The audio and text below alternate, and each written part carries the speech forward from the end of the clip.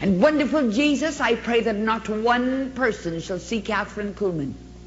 Not a young person in this place today shall see Kathryn Kuhlman. But I pray that not one young person shall cross the threshold of this place of worship the same young person they were when they entered. The Holy Spirit shall move upon our waiting hearts. What I pray for them, I pray for myself. For no one in the whole world is as hungry for more than the one who is speaking this morning. If only these young people could know it. For just a few minutes as I bare my soul to them, I shall do something I've never done in my life before, never. And yet it's something I have to do. But through it all, may they know that the one who's speaking is crying out for more. Because there is so much more. Every atom of my being is crying out for more. So much more. It's a simple prayer, but you know my heart. I never plan too much in advance. And I'll just be very frank with you. I usually take one day at a time. I take one service at a time. If I planned in advance, I would have had a nervous breakdown a long time ago. And let's just be practical about the thing. It's just like that. I knew I had the great service yesterday, and so we were praying about that.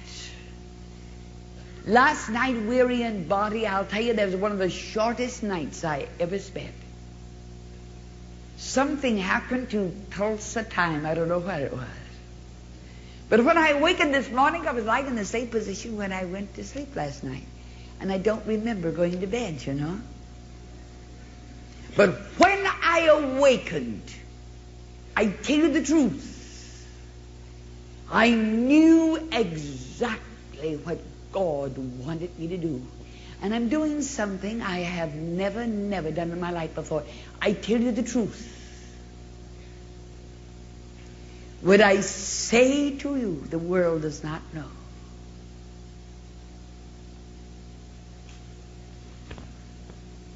It is something that you don't talk about. It is something you don't tell the whole world. They wouldn't understand.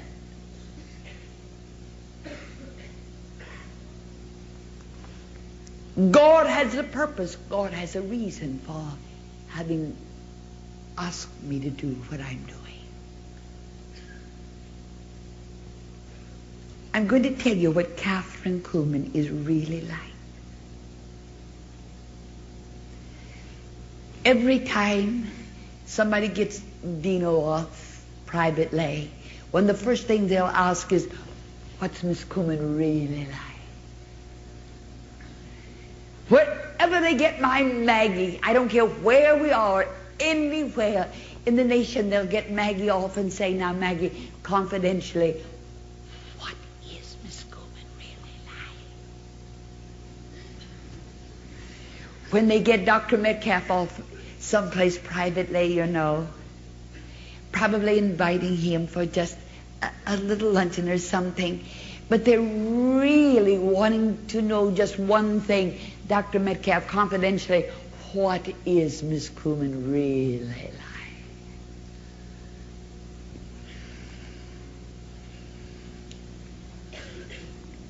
Few people really know.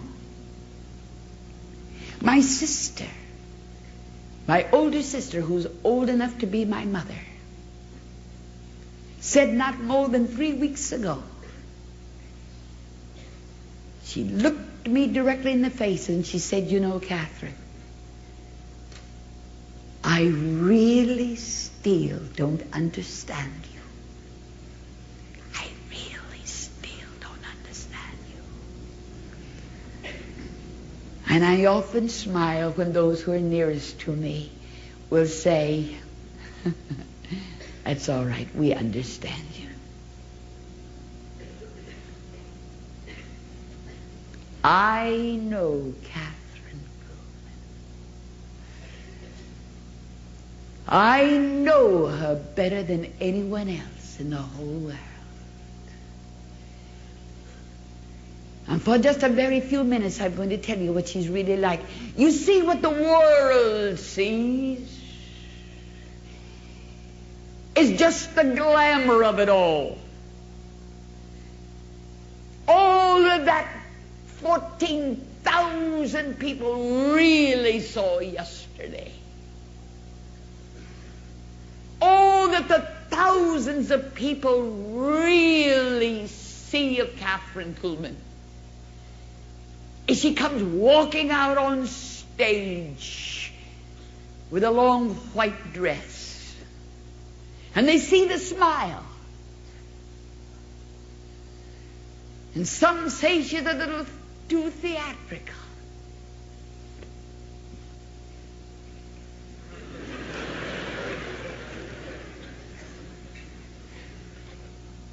Somebody in the Shrine Auditorium who didn't know who my older sister was, and they were sitting directly behind her. They'd never been there before, and they said, "Don't you think she's a little theatrical?" And my older sister turned around and she said, "I want you to know, I've known her since she was born, and that's just Kathryn."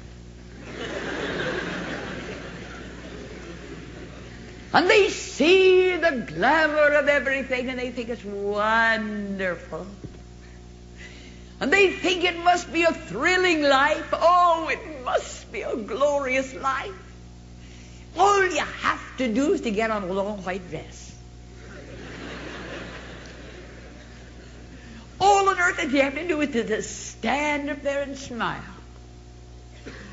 All you have to do is to just do it. I was on a talk show the other day, Dallas, Texas, and I was being interviewed, and one of the questions was, "Miss Kuhlman, what would you say to a woman who would aspire to be a woman preacher?"